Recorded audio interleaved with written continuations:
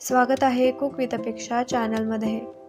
आज आपण बनवणार आहोत झटपट आणि स्वादिष्ट कांदे पोहे। चला तर मग रेसिपीला सुरुवात करूया। सर्वात पहिले कढई गरम झाली की त्यामध्ये तेल टाकलं।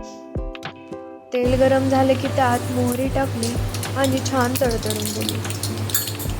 त्यानंतर बारीक चिरलेली हिरवी मिरची आणि कढीपत्ता टाकून पुन्हा एकदा तडतडून घेतलं। आता त्यामध्ये 1 वाटी शेंगदाणे टाकले आणि ते छान कुरकुरीत होईपर्यंत तळून घेतले।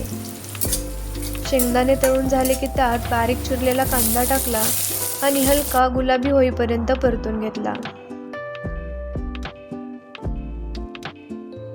यानंतर हळद टाकून एकदा छान मिक्स करून घेतलं। आता चवीनुसार मीठ आणि भिजवून ठेवलेले पोहे त्यामध्ये टाकले। सगळं हलक्या हाताने मिक्स करून पोहे 8 ते 10 मिनिटे परतून घेतले, जेणेकरून पोहे मस्त फुलतील। शेवटी वरून बारीक चिरलेली कोथिंबीर टाकली। तर तयार आहेत गरमागरम मऊ आणि चविष्ट कांदे पोहे।